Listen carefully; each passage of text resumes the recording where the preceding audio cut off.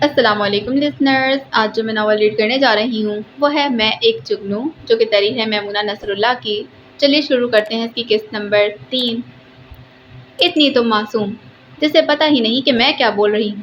میر حاشر کی بات کر رہی ہوں، جسے اپنی معصومیت کے جال میں ایسا پھنسایا کہ اس نے اپنے بچپن کے طے کیے رشتے کو توڑ دیا۔ میری بیٹی سے بچپن سے اس کا رشتہ طے تھا، لیکن تمہاری وجہ سے اسے سب بھول گیا۔ جی؟ مریم نے بے یقینی سے نفی میں سر ہلایا۔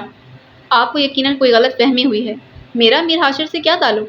اور فرض کریں اگر اس طرح کا کوئی معاملہ ہے بھی، تو بھی مجھے کچھ بھی کہنے کا حق نہیں آپ کو۔ اپنے بھتیجے کی ایسی تربیت کر لیتی نا کہ وہ بچپن کے طے کیے رشتے کو نہ توڑتا۔ آپ کے خاندان میں بچوں کو فرما برداری سکھائی گئی ہوتی تو آج کی نوبت نہ آتی، اور یقیناً آپ کی بیٹی اس قابل نہیں ہوگی کہ بچپن کے رشتے کے باوجود بھی آپ کا بھتیجا اسے اپناتا۔ تو مجھے سنانے سے بہتر ہے کہ بیٹی کو درست کر لیں۔ آئی واہ! میر حاشر کے لب ہلے تھے۔ یہ واقعے جیسا لفظ تھا۔ جاذب نے آنکھیں پھاڑ کر اسے دیکھا۔ اماں اور نینا کو اس کی آخری بات پر زور سے ہنسی آئی تھی۔ تمہاری یہ جرأت کہ میری بیٹی کے بارے میں ایسے لفظ کہو! وہ غصے میں اس کی طرف لپکیں۔ اماں اور نینا جلدی سے اس کے آگے آ کھڑی ہوئی۔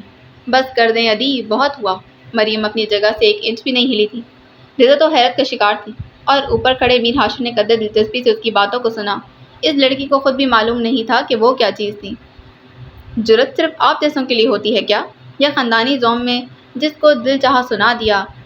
شاید ایسے ہی قصے ہوتے ہوں گے دنیا میں۔ امیر لڑکے نے اپنے سے کمتر لڑکی کو پسند کر لیا، اور پھر اس کے سب رشتہ داروں کو اسے ذلیل کرنے کا موقع مل جاتا ہے۔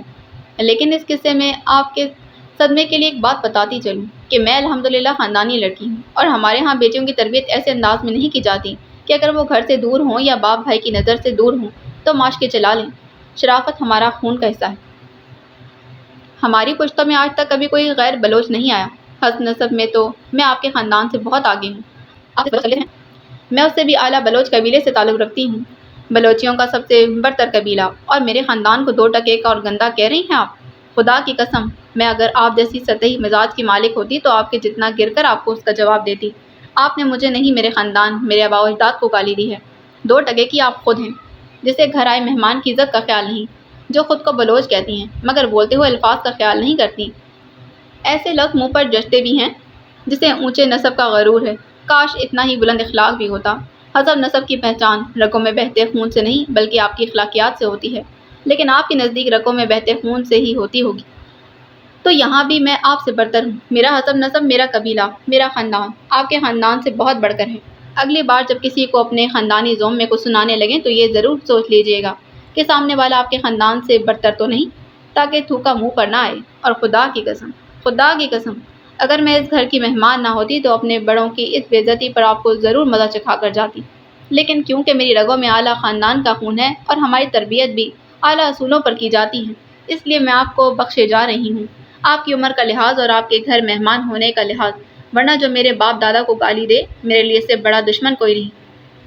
مریم اماں اور نینا کے آگے ہونے کے باوجود بھی اپنا غصہ نکالنے لگی تھی، اور پھر اسے بولتا سن کر وہ دونوں آگے سے ہٹ گئی تھیں۔ وہ ادی زہرا کی آنکھوں میں آنکھیں ڈالے انہیں آئینہ دکھا گئی تھی۔ اس کا لہجہ سرد اور تپش لیے ہوئے تھا۔ اس کی آنکھوں کے تاثرات سے ادی زہرا جیسی خاتون بھی لمحے بھر کو ڈر گئی تھی۔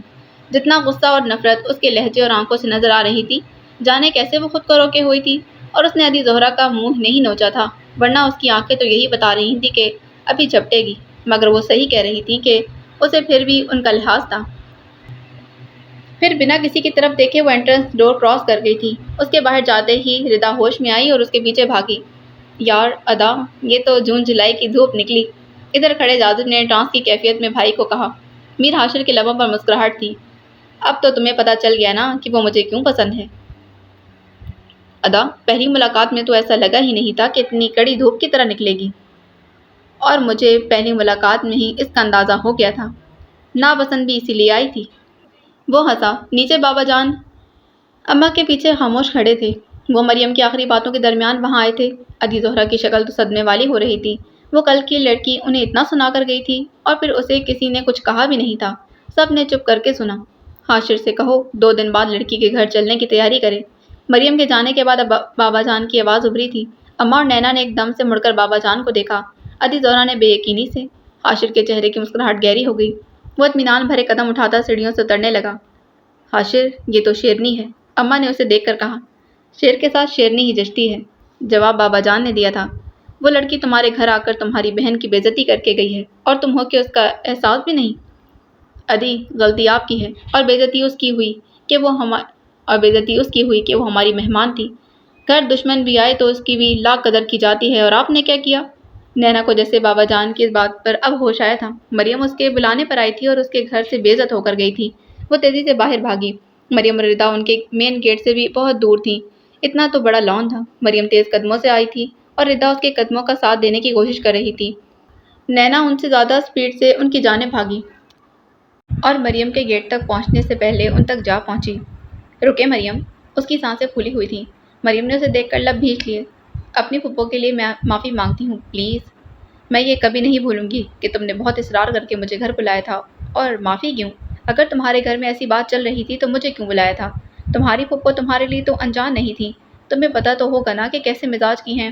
میرے فرشتوں کو بھی جس معاملے کی خبر نہیں، اس کے لیے مجھے گھر بلا کر بے عزت کرتے ہیں، اور تمہیں لگتا ہے یہ چھوٹی بات ہے؟ نینا کی سانسیں اٹک گئی تھیں۔ جن کو ہمیشہ نرم دیکھا ہو، ان کی سختی دل پر گہرے زخم لگاتی ہے۔ نینا نے کبھی اس کے ایسے سخت الفاظ کسی کے لیے بھی نہیں سنے تھے۔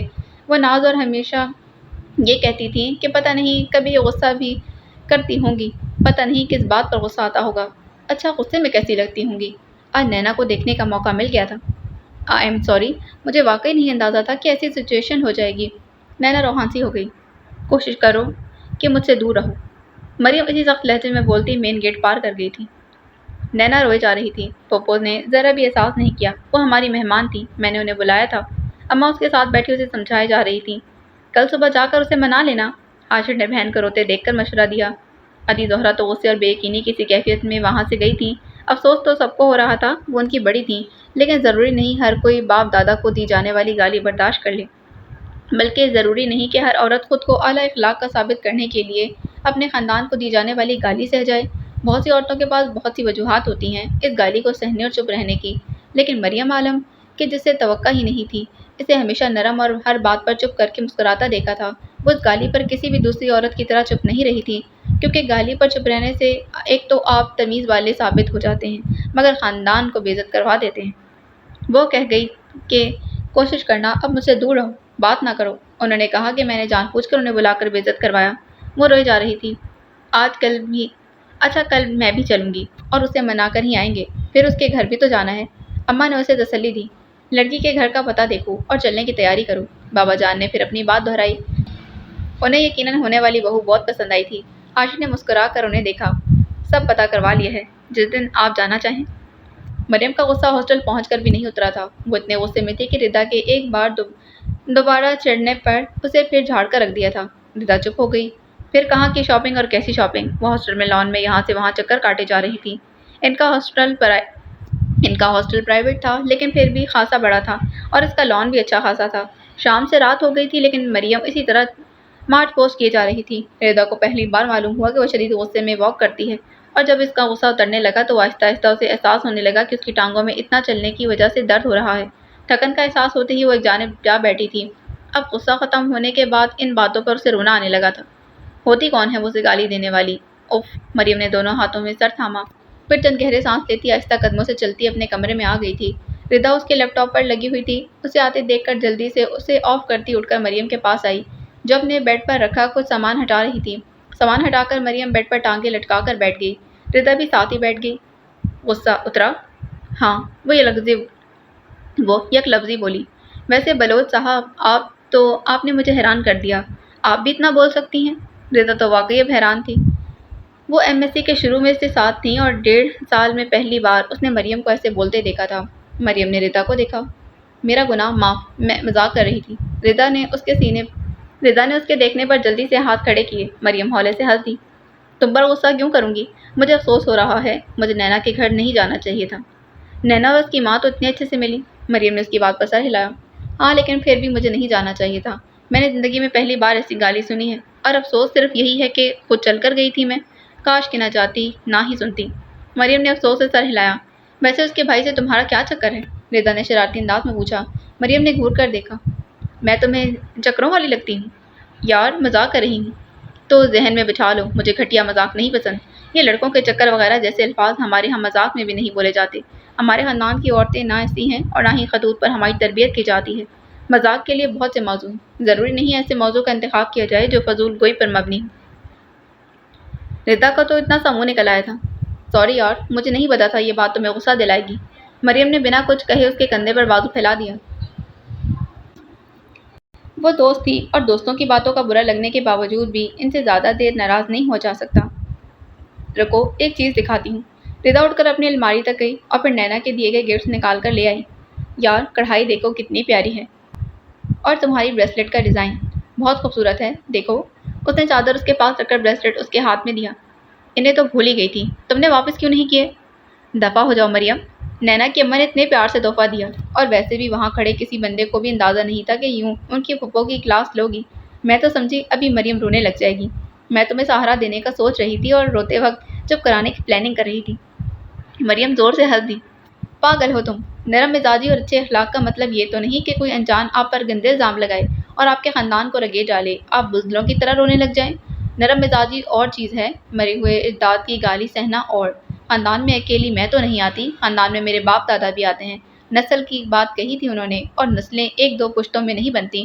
میں اس عورت کے بڑے ہونے کا لحاظ کر جاتی، لیکن میرے باپ دادا اور اجداد اس سے بھی عمر میں بڑے تھے، اور کچھ لوگوں کی بے لحاظی کا مطلب تب تک سمجھ نہیں آتا جب تک کہ خود ان کے ساتھ نہ کی جائے۔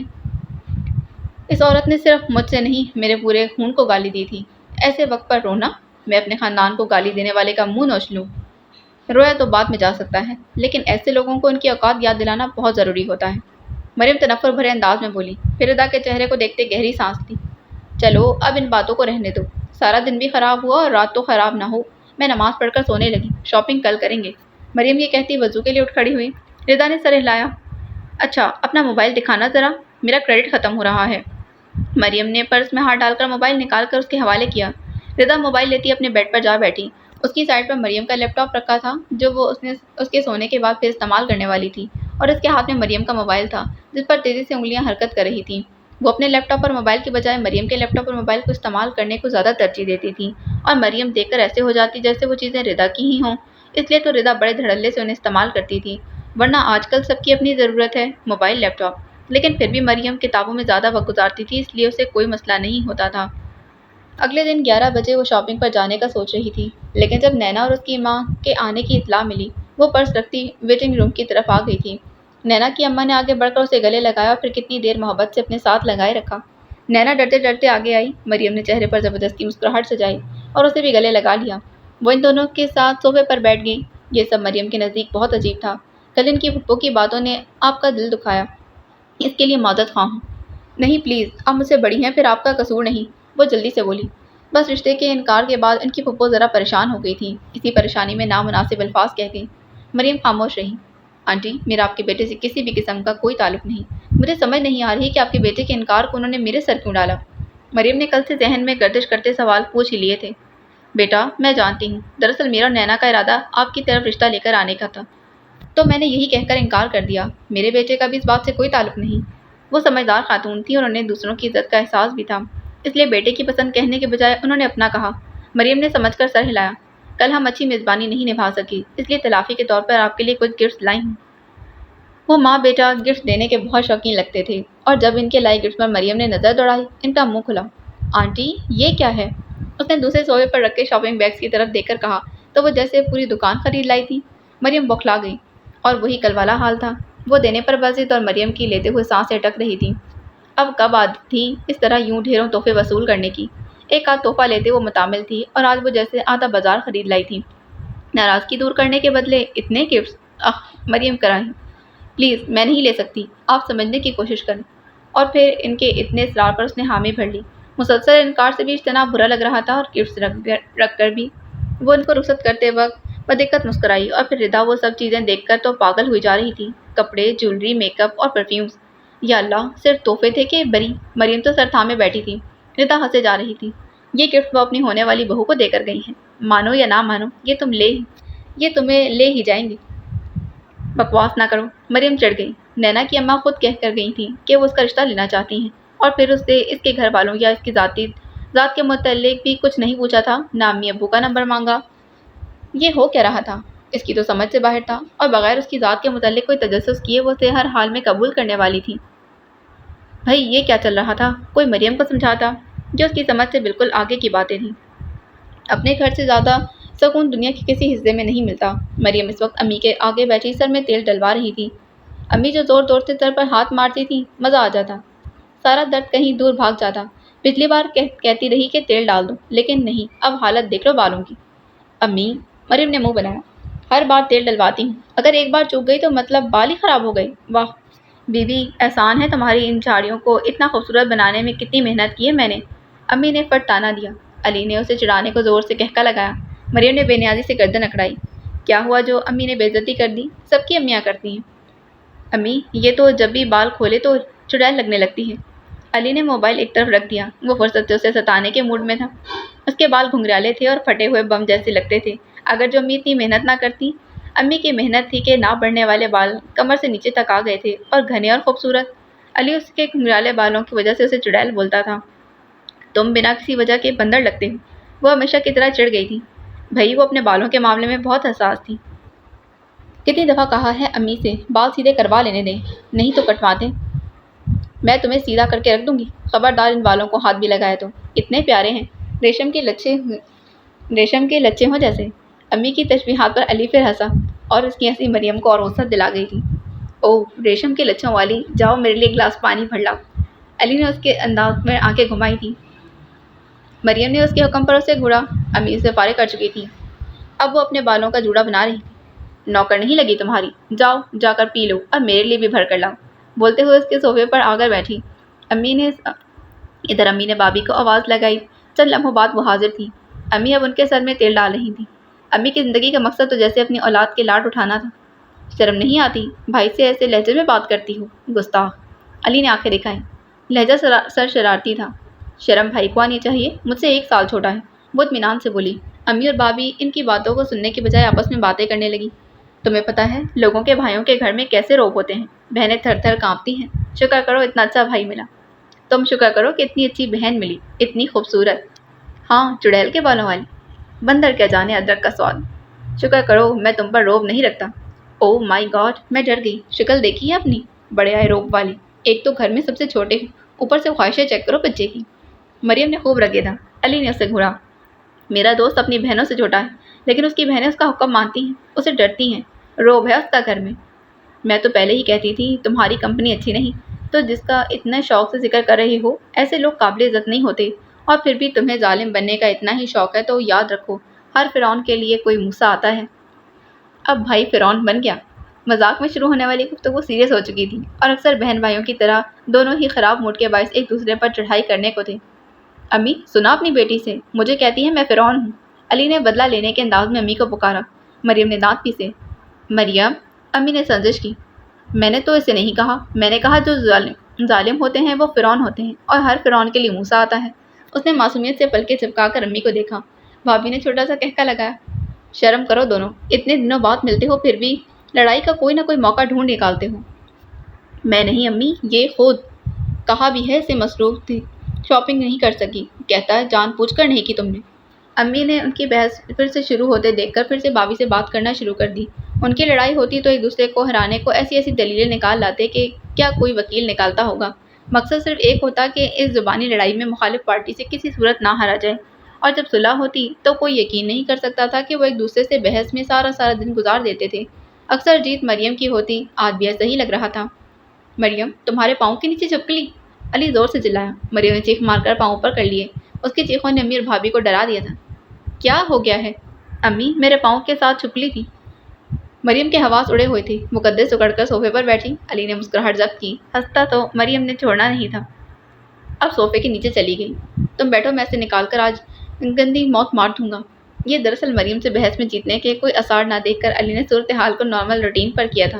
اب مریم نے اس کی منتیں کرنی تھی کہ چھپکلی مار دے۔ تبھی وہ صوفے سے نیچے اتری اور پھر اسے کہنے لگا، مجھے اچھا بھائی کہو، میری تعریف کرو۔ امی اور بھابی تو صورتحال کو سمجھ گئی تھی، لیکن مریم نے ابھی تک علی کے چہرے کی مسکراہٹ نہیں دیکھی تھی۔ پلیز علی، اچھے بھائی ہو، اسے مار دو۔ پہلے میری تعریف میں 10 جملے کہو۔ علی نے ٹانگ پر ٹانگ چڑھائی۔ مریم نے اسے گھورنا چاہا، مگر مسئلہ یہ تھا کہ گھر میں چھپکلیاں، کاکروچ اور ہر قسم کی بلا صرف وہی مارتا تھا۔ तुम मेरे अच्छे भाई हो, हैंडसम हो, प्यारे हो, खूबसूरत हो। ये सारी तो एक ही बात है। इसमें से सिर्फ हैंडसम वाला जुमला गिना जाएगा। चलो और सोचो, कुछ हो तो सोचो ना। ठीक है, मैं जा रहा हूँ बाहर, एक दोस्त को मिलना है। वो बेनियाजी से बोलता उठने लगा। मरियम ने लपक कर उसका बाजू पकड़ा। वो अभी तक सोफे पर थी। अली मेरे भाई बैठो, मैं सोच रही हूँ ना, कुछ तो मिल ही जाएगा। तुम खुद उठो और मार दो, क्यों इसकी मिन्नतें कर रही हो? भाभी ने कहा। मैं चुपली को देखकर मर जाऊंगी। हाजरीन, कोई कह सकता है कि इन खातून की जुबान जब चलती है तो रुकने का नाम नहीं लेती, और अब कैसे भाई की मिन्नतें की जा रही हैं। देखा, भाई कितने काम के होते हैं। भाई ना हो तो तुम्हारे घरों में चुपलियों के ढेर लग जाएं। और तुम मुझे फिरौन कह रही थी? तुम्हें नहीं कह रही थी। मरियम जिद हुई। मुझे तो ऐसा ही लगा। तो इसके बदले एक बार सॉरी और 10 मेरे तारीफी जुमले। बदतमीज, मरियम ने दिल में उसे सुनाया। लेकिन दर हकीकत अली की शर्तें पूरी किए बगैर कोई चारा भी नहीं था। आप ही ने उसे अपने घर बुलाया था। इनके घर मेहमान आने वाले थे तो वो उनकी मदद के लिए वहाँ चली गई थी। जब रात को घर लौटी तो अम्मी ने उसे देखते ही कहा, तुम्हारे अब्बू बुला रहे हैं कमरे में। अम्मी की संजीदगी पर उसे हैरत हुई। अच्छा, चादर उतार कर आती हूँ। अम्मी ने सर हिलाया। वो चादर और पर्स रखने के बाद बाहर निकल आई थी। दरवाजे पर रुककर हौले से दस्तक दी। आ जाओ, अब्बू की संजीदा सी आवाज़ आई थी। अस्सलाम वालेकुम अब्बू जी। वो चेहरे पर मुस्कुराहट लाते अंदर दाखिल हुई। अम्मी बेड की दूसरी जानिब बैठी थी।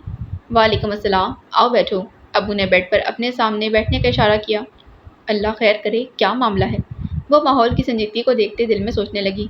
फिर चलकर अब्बू के सामने जाकर बैठ गई। अब्बू आलती पालती मारे बैठे थे। मरियम पाँव वाली साइड से दोनों टांगे लटकाकर बैठी थी। जी अब्बू, आपने बुलाया? माहौल पर छाई संजीदगी उसे डराने लगी थी। मीर हाशिर कौन है? अब्बू की आवाज़ आई। जी? वो अब्बू के तासुरात देकर सुन हुई। नाम से जानती हूँ, मेरी हॉस्टल फेलो का भाई है, बाकी नहीं पता। कि ज़िंदगी में पहली बार था कि उसके अब्बू ने उससे किसी लड़के की बाबत सवाल किया था। आज उसका रिश्ता लेकर उसके वालिदैन आए थे। मरियम खामोशी से अब्बू को देखने लगी, जबकि अब्बू उसके चेहरे को देख रहे थे। तुम मीर हाशिर को कितना जानती हो? ये क्या मामला है?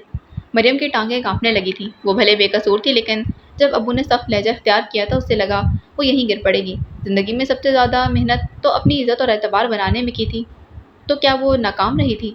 मरियम ने लम्हा भर को अब्बू के चेहरे को देखा। वहाँ सिर्फ सख्ती नजर आ रही थी। जब मैं बेकसूर हूँ तो क्यों डर रही हूँ? उसने खुद को हिम्मत दी। फिर उसने अब्बू को होटल वाले वाक़े से लेकर हाजरा बीबी के हॉस्टल आने तक की सारी बातें बता दी थी। इस दौरान अब्बू और अम्मी की नज़रें उसके चेहरे पर जमी थी। उसकी फुप्पो ने तुम्हें क्यों सुना दी इतनी? अम्मी को यह सुनकर गुस्सा आया, क्योंकि उनके ख्याल से उनके भतीजे के इनकार के पीछे मेरा हाथ है, इसलिए। वाकई? अम्मी, क्या हो गया है? मैं आपको ऐसी लगती हूँ? वो रोहानसी होकर रो देने को थी। अब्बू ने अम्मी को देखकर संजिश की। बेटा, आपकी अम्मी की बात का मतलब ये नहीं था।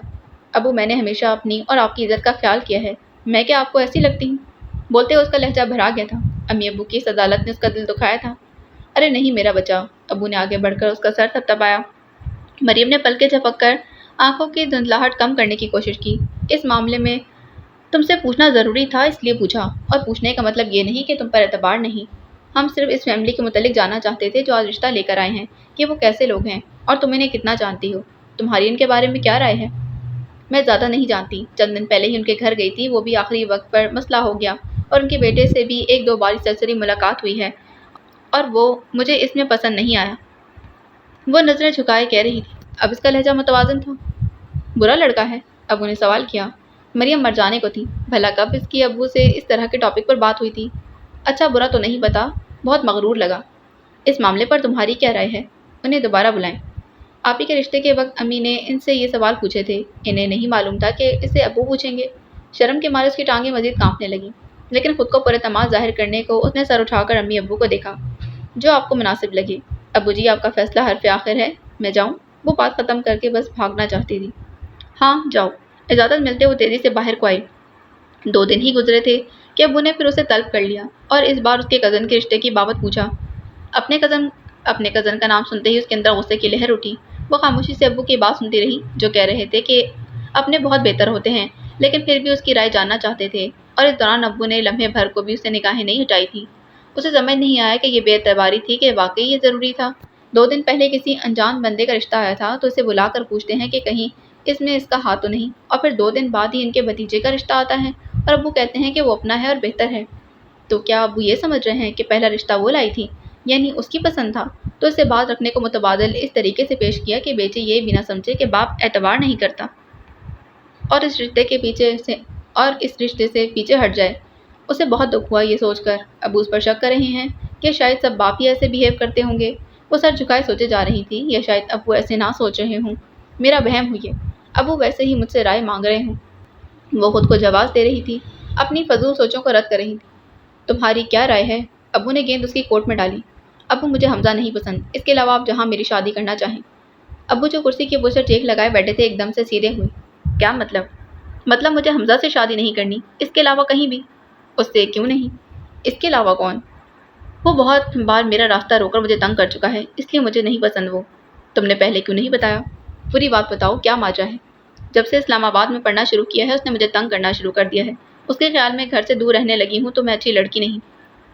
وہ یہ نہ کہہ سکی کہ وہ اسے آوارہ کہتا تھا، راستہ روک کر فضول جملے کستا اور پھر کہتا کہ میں تم سے شادی کر کے تمہارے سارے قصبل نکال دوں گا۔ اوہ مریم عالم! ابو کا تو اتنا سا ہی سن کر چہرہ سرخ ہو گیا۔ مریم سر جھکائے بیٹھی تھی۔ تم نے مجھے کیوں نہیں بتایا؟ مجھے لگا بات بڑھ جائے گی اور جب پھیلے گی تو خواہ مجھ پر ہی کیچڑ آئے گی، بھلے میرا قصور نہ ہو۔ تمہاری امی کو معلوم ہے؟ نہیں، گھر میں کسی کو نہیں بتایا میں نے، بس پہلے سے زیادہ احتیاط شروع کر دی ہے۔ چاچو کے گھر جانا چھوڑ دیا ہے اور یہاں اکیلے کہیں نہیں جاتی۔ ہمیشہ علی چھوڑ کر آتا ہے اور لے کر آتا ہے۔ جب حمزہ گھر آتا ہے تو میں اپنے کمرے میں رہتی ہوں۔ پاگل تھی، ایسی باتیں باپ سے کوئی چھپاتا ہے؟ تم بتاؤ کہ نہیں تو ایسے ہم ساری زندگی اس سانپ کو گھر میں آنے دیتے اور اپنے گھر میں تم کیوں قید ہو جاتی؟ مجھے معلوم ہوتا تو میں اس کا آنا جانا بند کرتا۔ پاگل بچہ، ایسی باتیں چھپائی جاتی ہیں اور وہ بھی ماں باپ سے۔ مجھے نہیں تو اپنی ماں کو ہی بتا دیتی۔ کم از کم گھر والوں کو معلوم ہونا چاہیے کہ کون ان کے بچوں کا دشمن ہے، تاکہ کسی بھی نقصان سے بچ سکیں۔ میرا بچہ! ابو نے اٹھ کر اس کے سر کو چوما اور کتنی ہی دیر اس کے سر پر ہاتھ رکھے کھڑے رہے۔ مریم نے ابو کے پیار کو محسوس کر کے خود کو اپنی تھوڑی دیر پہلے والی سوچوں پر ملامت کی تھی۔ وہ اس کے ابو تھے اور ماں باپ جب کچھ پوچھتے ہیں تو اس کا مطلب بے اعتباری نہیں ہوتا، اور اگر ہو بھی تو اپنی ایمانداری سے پھر ان کا دل جیت لیا جاتا ہے۔ میرا بچہ! پاگل! ابو سر کو چومتے پھر کہہ اٹھے۔ مریم کو ڈھیروں سکون اپنے اندر اترتا محسوس ہوا۔ تحفظ کی فضا قائم ہو گئی تھی۔ ابو ہر سوال کو بھول کر بیٹی کو کمفرٹ کرنے کی کوشش کر رہے تھے۔ پھر وہ ہنستے ہوئے ابو کے کمرے سے باہر آئی تھی۔ انہیں نہیں معلوم تھا کہ ابو نے کیا فیصلہ کیا ہے، مگر پھر مریم کے وہاں ہوتے میر ہاشر کے گھر والے دوبارہ آئے تھے۔ ابو نے اپنے بھتیجے کو انکار کہہ کر میر ہاشر کے خاندان کو ہاں کہہ دی تھی۔ یہ بالکل غیر متوقع بات تھی۔ اس کے چاچو ناراض ہونے لگے تھے، حتیٰ کہ امی تک اس فیصلے سے راضی نہیں تھی۔ ان کے خیال سے اپنے شہر میں ہی بیٹی کی شادی کرنی چاہیے، اتنے دور بھیجنے کی کیا ضرورت؟ اگر بھتیجے کا رشتہ پسند نہیں تھا تو کوئی اور اچھا رشتہ آ جاتا۔ ابھی مریم کی عمر ہی کیا تھی؟ لیکن ابو نے امی کے سارے اعتراضات کو رد کر دیا۔ ویسے بھی اپنے خاندان کی پہلی لڑکی تھی جس کی دوسرے شہر شادی ہو رہی تھی۔ ان کے ہاں ایسا نہیں ہوتا تھا، اپنے غیر جہاں بھی ہوتا لیکن اپنے ہی شہر میں بیٹی دی جاتی، اس لیے اس کے گھر میں تقریباً سبھی خوشی اس کے موقع پر عجیب سی محسوس ہو رہے تھے۔ اب کیا تم اتنی دور چلی جاؤ گی؟ آپی اور علی دونوں اداس لگ رہے تھے۔ اس نے کندھے اچکا دیے۔ وہ کیا کہہ سکتی تھی؟ ابو کا فیصلہ تھا۔ اچھی فیملی ہے، گھر بھی دیکھ آیا ہوں، لڑکا بہت اچھا ہے، اور یہ بھی کہہ دیا کہ مریم ان کے آبائی شہر کے بجائے اسلام آباد میں رہے گی۔ تم سمجھو کہ جیسے وہ پڑھنے گئی ہوگی، ہر ماہ آتی رہے گی جیسے اب تک آتی رہی ہے۔ ابو امی کو دھیمی آواز میں سمجھا رہے تھے۔ وہ جو امی کے پاس آ رہی تھی انہیں باتیں کرتے دیکھ پلٹ گئی تھی۔ میں تو اس انتظار میں تھی کہ 2 سال بعد لوٹ آئے گی، آپ تو ہمیشہ کے لیے اسے پردیسی کر رہے ہیں۔ لڑکا بہت اچھا ہے، مجھے بہت پسند آیا، وہ خوش رہے گی وہاں، بھلے دور ہوگی مگر خوش ہوگی۔ اتنے اچھے رشتے کو دوری کی وجہ سے تو رد نہیں کر سکتے نا۔ آج کے دور میں پھر فاصلے اتنے نہیں کہ ملنے میں سالوں لگ جائیں۔ امی ابو کی میٹنگ جاری تھی۔ ابو کے ہاں کرتے ہی اگلے دن وہ لوگ رسم کرنے آ گئے تھے، اور جب باقاعدہ رسم کرنے آئے تو اتنا ڈھیروں سامان، مریم کے گھر والوں کے لیے بھی کئی تحفے تھے، جسے اس کی امی نے بہت اصرار کے باوجود بھی قبول نہیں کیا۔ ہاجرہ بہن، ہمارے ہاں بیٹی کی سسرال سے صرف بیٹی کے لیے چیزیں آتی ہیں، ہم سب کے لیے ان کو قبول کرنا عیب ہے۔ آپ برا نہ مانیں لیکن ہماری ریت ہے۔ ہاجرہ بی بی کیا کہتی، وہ خود بھی جانتی تھی کہ ان کے ہاں بھی تو ایسا ہوتا تھا، لیکن وہ بیٹے کی خوشی میں اپنے سمدھیوں کو بھی تحفے دینا چاہتی تھی جو اس بے توقع قبول نہیں کیے گئے تھے۔ مریم، تمہاری ساس تو لگتا ہے پورا اسلام آباد لوٹ لائی ہیں یار۔ بھائی میری شادی بھی اچھی ہوئی تھی، لیکن تمہاری ساس تو پہلی رسم پر اتنا کچھ لے آئی ہیں۔ ابھی آگے دیکھیے گا، یہ لوگ تحفے دینے کا بہت شوق رکھتے ہیں۔ مریم ہنسی تھی۔ ان تحفوں سے اس کا بیڈ بھر چکا تھا اور اسے سمجھ نہیں آ رہی تھی کہ کہاں سے سمیٹے۔ اف ہاجرہ ماں! رشتہ طے ہونے کے بعد وہ ہاسٹل آ گئی تھی۔ نیا سیمسٹر شروع نہیں ہوا تھا ابھی، لیکن اس کی ریسرچ کی وجہ سے اس کے پاس بہت کام تھا۔ بہت کام اس لیے کہ وہ آخری وقت پر ریلیکس کرنا پسند کرتی تھی۔ تو پہلے بھرپور محنت کی جا رہی تھی۔ امی سے پتہ چلا کہ اب وہ لوگ شادی کی تاریخ مانگ رہے تھے۔ مریم کراہ کر رہ گئی۔ اس نے 1.5 سال دل لگا کر اس لیے تو نہیں پڑھا تھا کہ آخری سیمسٹر میں اس کی شادی کر دی جائے۔ پھر پتہ نہیں وہ اس طرح پڑھ پاتی کہ نہیں۔ امی سے کہا تھا کہ مہلت مانگے، لیکن پھر بھی اسے ڈر تھا کہ ابو تاریخ دے دیں گے۔ اب وہ کس سے کہتی کہ شادی فائنل کے بعد کی جائے؟ نینا سے کہتی ہوں۔ نہیں، پتہ نہیں کیا سوچے۔ پہلے کی بات اور تھی، نند بن جائے گی۔ اب تو اس نے خود اپنی سوچ رد کر دی۔ یا اللہ، کیا کروں؟ کیا میر حاشر کو فون کروں؟ مر کر بھی نہیں، پتہ نہیں کیا سوچے۔ وہ سوچتی رہی۔ پھر وہ لیب جانے کے لیے ہاسٹل سے نکلی تھی تو سامنے میر حاشر اپنے 4x4 کے ساتھ ٹیک لگائے کھڑا تھا۔ مریم نے شکر کا سانس لیا۔ اللہ نے بن کہے سن لی تھی۔ نینا اور ناز کی چھٹیاں تھیں۔ انہیں نہیں معلوم تھا کہ ناز ہاسٹل تھی اور وہ اسے لینے آیا ہوا تھا۔ مریم کو دیکھ کر اس نے کوئی رسپانس نہیں کیا، جیسے کھڑا تھا کھڑا رہا۔ مریم نے ہولے سے قدم اٹھائے۔ اب جو بندہ آپ کو دیکھ کر کوئی رسپانس نہ دے، اس تک تو خود چل کر جانا بھی اسے بے عزتی کے مترادف لگ رہا تھا۔ مریم اس سے نگاہ ہٹاتی دائیں سمت چل پڑی تھی۔ اس کے قدم سست تھے۔ تھوڑی دیر پہلے والی سوچ پر ہنسی آئی۔ اسے کہوں تو مان جائے گا۔ پھر چند لمحوں بعد اسے اپنے قریب کسی کی موجودگی کا احساس ہوا۔ ایک خوبصورت خوشبو کی مہک سانسوں تک آئی تھی۔ مریم نے چلتے ہوئے رک کر گردن موڑی تھی۔ میر حاشر تھا۔ مریم نے سوالیہ اس کے چہرے کو دیکھا۔ آپ کو کچھ کہنا تھا، وہی سننے آیا ہوں۔ مریم کے سوالیہ انداز پر وہ بولا۔ اچھا، آپ سے کس نے کہا؟ اب وہ اسے نہیں بتانا چاہتی تھی۔ بڑا یا مغرور انسان۔ خود آپ نے۔ چلے کہیں۔ کیا ہی کہنے تھے اس بندے کے۔ کون کہہ سکتا تھا کہ اس لڑکی سے شادی کرنے کے لیے وہ اپنے خاندان سے ٹکر لے رہا تھا؟ میں نے کب کہا؟ مریم کی تیوری چڑھ گئی۔ کچھ کہنا ہے آپ نے کہ میں جاؤں؟ وہ اس اطمینان سے بولا۔ مریم نے لب بھینچے۔ دل چاہا اس 2 حرف بھیج کر چل دے، مگر نہیں۔ اس کی پڑھائی کا سوال تھا، اس کی محنت تھی۔ ذرا سی بات پر وہ سالوں کی محنت ضائع کرنا افورڈ نہیں کر سکتی تھی۔ آپ کے گھر والے شادی کی تاریخ مانگ رہے ہیں۔ میرا ابھی فائنل سیمسٹر رہتا ہے۔ میں نے اتنی محنت کی ہے، سب ضائع ہو جائے گی۔ کیوں؟ کیونکہ شادی کے بعد زندگی مختلف ہو جاتی ہے، ذمہ داریاں بڑھ جاتی ہیں۔ یہ نہ ہو گھر کی ذمہ داریوں کی وجہ سے پڑھائی سے توجہ ہٹ جائے، یا پڑھائی کی وجہ سے گھر کی نہ کر پاؤں۔ مطلب آپ مینج نہیں کر پائیں گی؟ جی، میرے لیے مشکل ہے۔ میں ایک ساتھ بہت ساری ذمہ داریاں نہیں لے سکتی۔ ہاں، اگر آپ لوگ چاہیں تو منگنی یا نکاح کر لیں، مگر شادی میرے فائنل کے بعد۔ آپ سے اس لیے کہہ رہی ہوں کہ آپ کے گھر والوں کے اصرار پر ابو مان جائیں گے اور میری ماسٹرز کی پوزیشن ختم ہو جائے گی۔ حاشر کو معلوم تھا کہ وہ پوزیشن ہولڈر تھی اور کبھی امکان تھا کہ گولڈ میڈل ون کرتی۔ ٹھیک ہے، شادی فائنل کے بعد۔ مریم بنا شکریہ کہتی سر ہلاتی پلٹ گئی تھی۔ میر حاشر بھی واپس اپنی جگہ پر آ کھڑا ہوا اور اسے تب تک دیکھتا رہا جب تک وہ ٹیکسی میں بیٹھ نہ گئی۔ نہ میر حاشر نے اسے خود چھوڑ آنے کی آفر کی تھی، نہ مریم عالم نے اسے توقع کی تھی، بلکہ اگر وہ آفر کرتا تو مریم اسے چچورا کہہ دیتی۔ وہ دونوں ہی بہت عجیب تھے اور ایک دوسرے کا بیسٹ میچ تھے۔ نکاح کے بعد جب میر حاشر کو اس کے پہلو میں بٹھایا گیا تو مریم کا دل دھڑک اٹھا تھا۔ سفید سوٹ، گھیردار شلوار اور سر پر بندی پگ، وہ روایتی انداز میں تیار ہوا تھا۔ مریم اس کے اسٹیج تک آنے سے پہلے اس پر ایک نگاہ ڈال چکی تھی اور ابھی تک اس نگاہ کے زیر اثر تھی۔ وہ کتنا شاندار مرد تھا، اونچا، لمبا، خوبصورت، روبدار اور خالص بلوچ۔ اور کیا چاہیے تھا اسے؟ ان کے ہاں دولہا دلہن اسٹیج پر بیٹھ کر آپس میں گفتگو نہیں کرتے تھے۔ اچھا نہیں سمجھا جاتا تھا۔ وہ بھی وہاں بیٹھا اپنے قریب کھڑے لوگوں سے بات چیت کر رہا تھا۔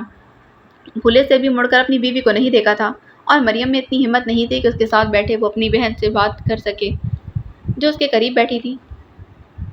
اس کی چاچی جو یہ پھیلانا چاہ رہی تھی کہ مریم کی لو میرج تھی کیونکہ ان کے بیٹے کے لیے انکار کیا گیا تھا، ان دونوں کے روایتی سے لیے دیے دولہا دلہن انداز کے بعد اپنا سا منہ لے کر رہ گئی تھی۔ مریم نے پھر اپنی نگاہ کی تصویروں کو جی بھر کر دیکھا تھا اور میر حاشر نے۔ یہ بھی کوئی کہنے کی بات تھی۔ اس کا موڈ ہمہ وقت خوشگوار رہتا تھا۔ جب خوشگوار نہیں ہوتا تو وہ مریم کی تصویر دیکھ لیتا تھا۔ نکاح کے چند دن بعد مریم کے فائنل کی کلاسز شروع ہو گئی تھیں۔ نینا اور ناز روز صبح اس کے کمرے میں ملنے آتی تھیں۔ وہ ان کی بڑی بھابھی تھی اور ان کے خاندان کی نئی ملکہ۔ مریم کے لیے یہ سب نیا تھا، لیکن اسے پھر بھی پسند آ رہا تھا۔ ردا تو ہر وقت چھیڑتی نگاہوں سے دیکھتی رہتی کیونکہ مریم سب کے سامنے ڈیسنٹ سی بنی رہتی، لیکن کمرے میں آتے ہی اس کے چہرے پر خوشی کے بعد والی مسکراہٹ کھل کر ظاہر ہوتی تھی۔ تم تو کہتی تھی کہ نہیں جانتی اسے؟